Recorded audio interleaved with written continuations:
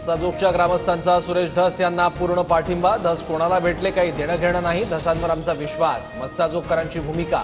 ग्रामस्थांसोबतच्या चर्चेनंतर धसांकडून केज पोलीस निरीक्षक वैभव पाटील यांच्यासोबत चर्चा। आमदार सुरेश धस यांना परळीत काळे झेंडे। आंदोलकांकडून सुरेश धस चले जावच्या घोषणा।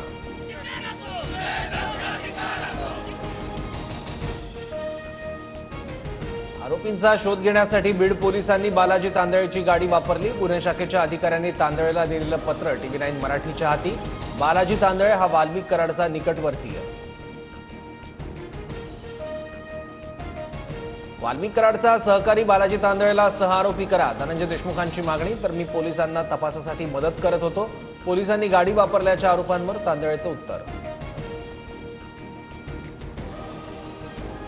निकालाची प्रत प्राप्त झाल्यावरच कोकाटेंवर पुढील कारवाई। विधानसभा अध्यक्ष राहुल नार्वेकरांची भूमिका।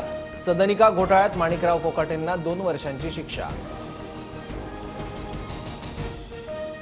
कृषी मंत्री माणिकराव कोकाटेंना झालेल्या शिक्षेची ऑर्डर विधानसभा अध्यक्ष नार्वेकरांना पाठवा। खासदार सुप्रिया सुळेंचा स्वतःच्या कार्यालयाला फोन।